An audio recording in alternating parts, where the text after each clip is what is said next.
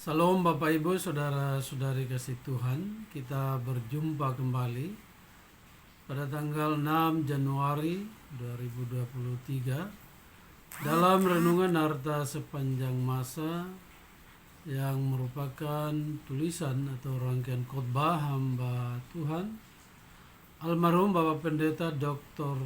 Yakub Nahwai MA yang memuat 365 inspirasi yang akan membantu kita menemukan rahasia kehidupan dalam hari-hari hidup yang kita jalani. Untuk itu mari kita berdoa.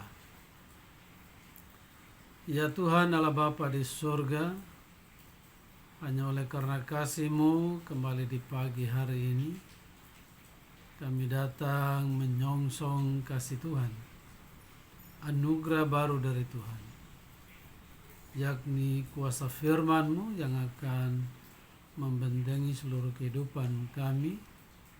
Karena itu Bapa, mohon urapan Roh Kudus atas hidup kami semua, juga tempat dimanapun kami berada, sehingga firman Tuhan tidak dirampas oleh yang jahat. Untuk itu kami patahkan kuasanya hanya di dalam nama Tuhan Yesus. Tuhan berikan pengertian pada kami untuk mengerti firman-Mu dan melakukannya dalam kehidupan kami. Dalam nama Tuhan Yesus kami berdoa. Amin.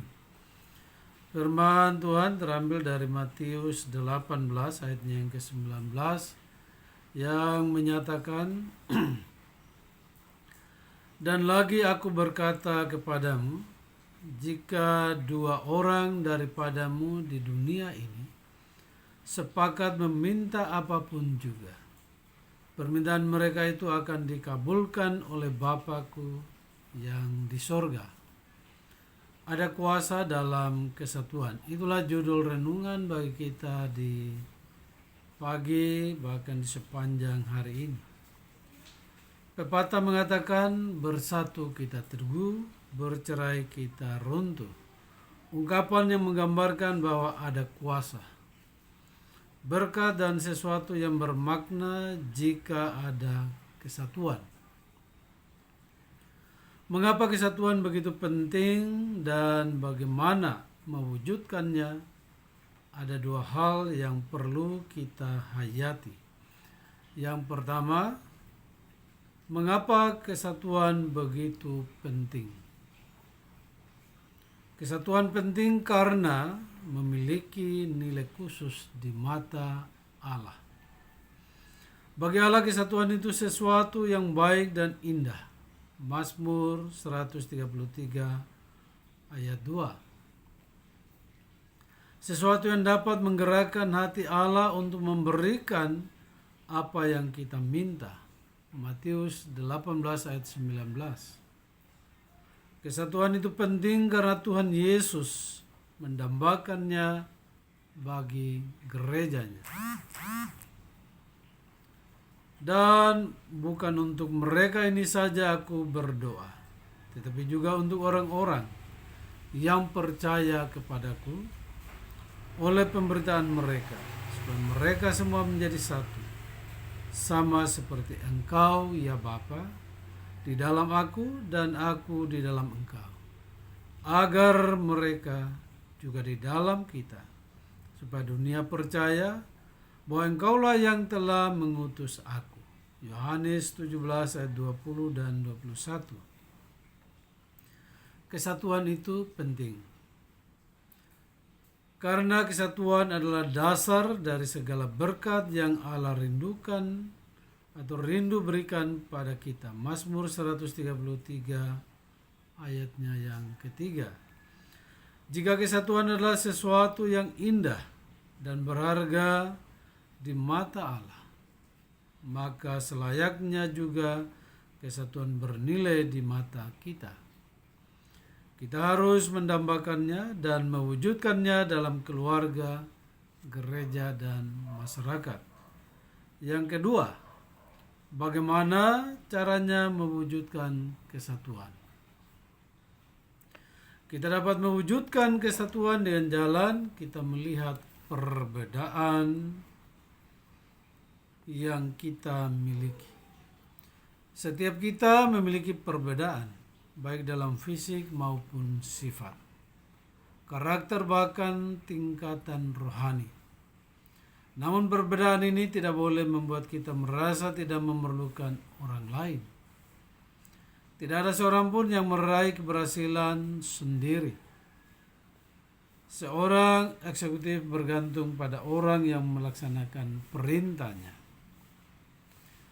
Seorang pedagang bergantung pada orang yang membeli barang dagangannya. Seorang mahasiswa bergantung pada dosen yang membantu dia dalam programnya meraih gelar. Seorang penulis bergantung pada orang yang membaca apa yang ditulisnya. Kita memerlukan dokter, penasihat, guru, kasih sayang, keluarga. Kita butuh seorang pendeta, pengacara. Kita butuh sesama kita. Apa yang kita nikmati sekarang tidak lepas dari apa yang telah dikerjakan oleh orang-orang sebelum kita. Untuk menciptakan kesatuan, kita juga harus melihat kesamaan-kesamaan yang ada pada kita. Nah, secara duniawi, satu keluarga, satu marga, satu suku, satu bangsa, satu profesi. Secara rohani, satu iman, satu Tuhan, satu baptisan, satu Allah, dan Bapa dari semua. Efesus 4 ayat 5. Kesatuan tidak terjadi dengan sendirinya. Kita harus mengusahakan seperti apa yang diungkapkan Rasul Paulus, dan berusahalah memelihara kesatuan roh oleh ikatan damai sejahtera.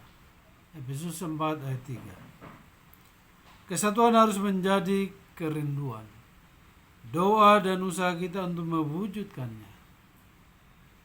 Karena ada kuasa dalam kesatuan. Sekali lagi, karena ada kuasa dalam kesatuan.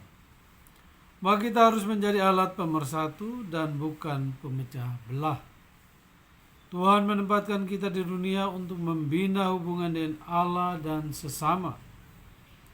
Dan kata lain, bersatu dengan Allah melalui kasih kita kepadanya dan menyatu dengan sesama melalui ikatan kasih mesra merupakan tujuan utama hidup kita. Matius 22 ayat 37 sampai 39. Tidak dapat disangkal bahwa ada kuasa di dalam kesatuan. Jadilah alat kesatuan dan bukan pemecah belah. Sekali lagi, ada kuasa dalam kesatuan. Tuhan Yesus memberkati kita. Mari kita berdoa. Terima kasih Bapa atas firman. Engkau mengingatkan kami di pagi hari ini bahwa kesatuan itu sangat penting dalam hidup dan kehidupan kami. Yakni kehidupan kami dengan Tuhan dan juga dengan sesama kami. Jadikanlah kami anak-anak-Mu pemersatu dan bukan pemecah belah. Meteraikan dan kuatkan, teguhkan firman-Mu dalam hati kami, sehingga kami dapat melakukannya dalam kehidupan kami.